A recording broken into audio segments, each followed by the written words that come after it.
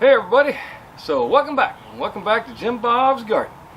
Alright, today what we're going to do, kind of a little bit of a cloudy day, sorry for the darkness of the video, but I got some things, got some new seeds in. I'm going to plant some Violet de Galmi onion, some Swiss chard, some Unzen flat onion, some Texas early grand onion, some He-She-Co bunching onion, a little bit of chamomile, which hopefully we'll get to grow this year, and a little bit of toothache plant, or bullseye toothache plant. Alright, so now all of these should be frost tolerant, I do believe. Frost hardy, yes. Frost hardy, yes. Frost hardy. Frost hardy. Frost hardy. Frost hardy and frost. Oh no, the toothache plant is not frost hardy, so we're probably only going to a few of those, and we'll see how that works out. Actually, I've only got a few. May have to hold off on that. We'll decide yet. All right, so the goal and what I'm trying to do today is I'm trying to get some onions going with seed. Now I've just not had a lot of good luck with seeding onions. I've done a lot better either buying onion starts or onion bulbs, and they have grown fairly well. But if you're down here in 9A, one of the things you got to consider is what type of onion to buy. And from everything I've read and heard, what we want down here in the south is a short day onion. And you're thinking, short day, man, we got all summer long, lots of heat, more sun than anybody else. But the thing about short day onion, from what I understand, the reason we want them down here is we plant them in the wintertime. And so days are, we grow them in the wintertime, plant them in the fall. And because of that, what ends up happening is we get the shorter days, which will grow better in the southern climates. So we're going to try these out. I had just basically tried random onions. In fact, some of the seed I have now is just seed that I got from store-bought onions that I had planted and grew up. So what we're going to do is we're going to try this short day onion this year, and all of them look pretty interesting. I've got a white, a yellow, and a red, and then the bunching onions. I love these bunching onions because you can get onion tops pretty much 24/7. I had a bunch of them, like basically one of my shorter beds, and I ran the whole length of the bed, and they grew for like 4 years. They just kept growing, and then one year they all died, just like bam bam bam, they died. So we're gonna go for that. Now the way I'm gonna do this is I got my 6-cell trays, which I have 6 of. I'm sorry, 12-cell trays.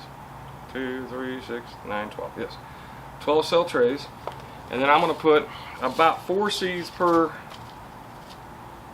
cell. And then when I go to plant them, they should be hopefully big enough to where I'll be able to split them out easily and get them put in the ground without too much trouble.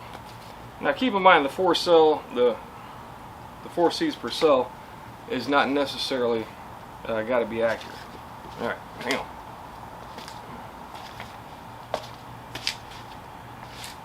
So we'll grab a few.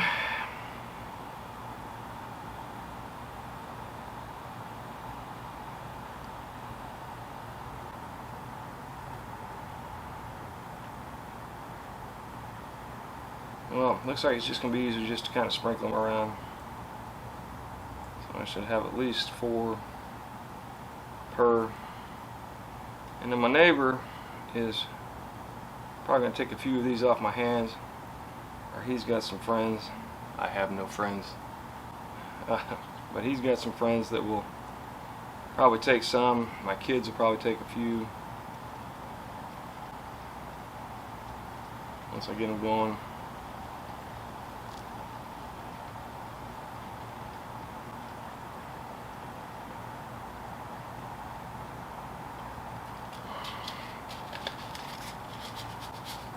Now, you want to plant them a little thicker, in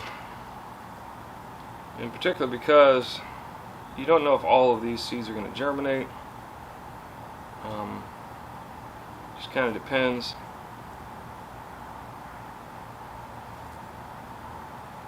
on, you know, the germination rate of the seeds that you got.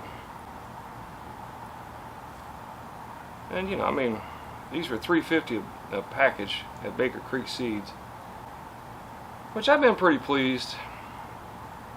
I'll be honest with you, for the rest of you seed companies out there, if you're listening, one of the reasons I do Baker Creek is because they do free shipping, and they toss you some free seeds here and there. And everybody likes to get something for free, including myself. So now, it says seed depth a 1/4 inch. So we don't want to cover these up too much, but I got my sifted potting soil here. So if it's a 1/4 inch, we're just going to kind of sprinkle some across the top.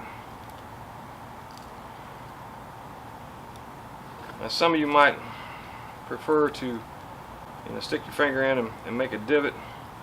For me, this seems to work fine. And I like kind of pack down the top a little bit. Not because you need to, but usually I like to do it because it keeps the seed from floating up once you water it. I will be watering these as soon as I'm done. And the last key is the label.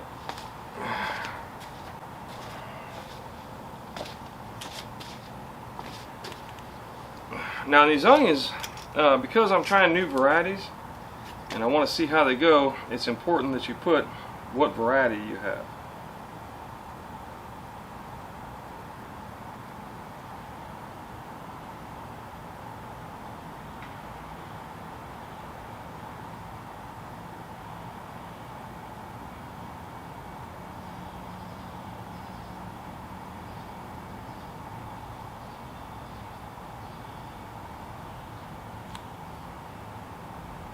So, stick that in there, set that over there. I'll water them in when I'm done. And that is how I go about planting onions and so on. Now, I'm going to do the next one, Swiss Chard. Now, I have Swiss Chard that's growing, kind of, sort of. But this is the Fort Hook Giant, and it's a white Swiss Chard. And my daughter prefers that, so we're going to go with the Swiss Chard. And it says about 1/2 inch deep. So on that one, because it's still a little bit hot out, I'm going to put 1 seed per spot. And I'll probably plant some of these directly into the garden. But I want to get some as starts, just in case I have a hard time getting them to grow, which I have had an issue in the past where I just could not get Swiss Chard to grow. And I think a lot of it has been bug pressure, because man, the bugs love this stuff. I mean, they really love the Swiss Chard. I'm assuming it's the bugs or animals or something, but it gets eaten up quick. Now, I used to pretty much direct seed everything, but I went out and got some new 12-pack trays, and I didn't buy them. I actually went to the Lowe's half-off rack, and then I picked up whatever seedlings they had in trays, you know, that we use for flowers, and then I also kept the trays. So. And this is Fort Hook.